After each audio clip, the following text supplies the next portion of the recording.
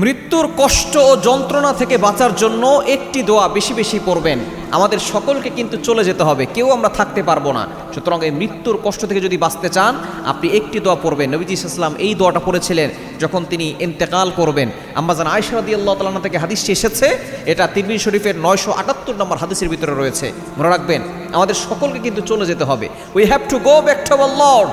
আমরা সকলে আল্লাহর কাছে ফেরত চলে যাব, কেউ আমরা থাকতে পারবো না। আল্লাহ তাআলা নিজে বলে দিয়েছেন সূরা আল ইমরানের 185 185 নম্বর আয়াতে আল্লাহ বলছেন, কুল্লু নাফসিন যায়িকাতুল মাউত, all animals R mortal, so the man is mortal. প্রত্যেকটা প্রাণীকে মৃত্যুর স্বাদ গ্রহণ করতে হবে।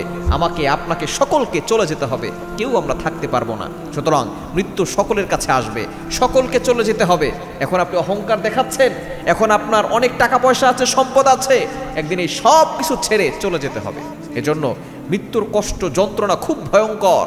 নবীজি সাল্লাল্লাহু আলাইহি ওয়াসাল্লাম নিজেই বলে দিয়েছেন, এই যন্ত্রণা, এই কষ্ট মানুষ কেমনভাবে পাকড়াও করবে। তবে যদি আপনি মুমিন বান্দা হন, মুত্তাকি বান্দা হন, আল্লাহর কাছে দোয়া করেন, তাহলে আপনার জন্য এই মৃত্যু কষ্ট একটু সহজ হয়ে যাবে, যন্ত্রণাটা একটু সহজ হয়ে যাবে। কিন্তু যারা মুত্তাকি হবে না, যারা আল্লাহর সাথে নাফরমানি করবে, তাদের ভয়ঙ্কর পরিস্থিতি হবে।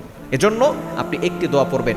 তিরমিজি শরীফের 978 নম্বর হাদিস, আম্মাজান আয়েশা রাদিয়াল্লাহু তাআলা আনহা বলছেন, যখন নবী সাল্লাল্লাহু আলাইহি ওয়াসাল্লাম একেবারে শেষ সময়, তখন তার মৃত্যুর কষ্ট এতটা হচ্ছিল, নবীজি সাল্লাল্লাহু আলাইহি ওয়াসাল্লাম তার পাশে একটা বাটিতে পানি ছিল, সেই বাটির ভিতরে হাত দিয়ে তিনি সেই পানি নিয়ে তার মুখে মলে দিচ্ছিলেন, মুখের ভিতরে মাসাজ করে দিচ্ছিলেন নিজের হাত দিয়েই।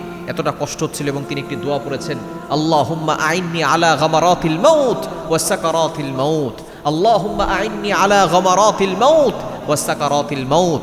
আল্লাহ, আপনি মৃত্যু কষ্ট থেকে, মৃত্যু যন্ত্রণা থেকে আপনি আমাকে আশ্রয় দেন।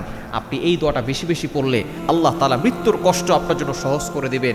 মৃত্যুর যন্ত্রণা এতটা কষ্টকর যে জীবিত ছাগলকে যদি চামড়া ছিঁড়ে ফেলা হয় তাহলে কতটা কষ্টকর হবে, 7টা আসমান ভেঙে যদি আপনার উপরে পড়ে কতটা কষ্ট হবে, এর থেকেও ভয়ঙ্কর কষ্ট।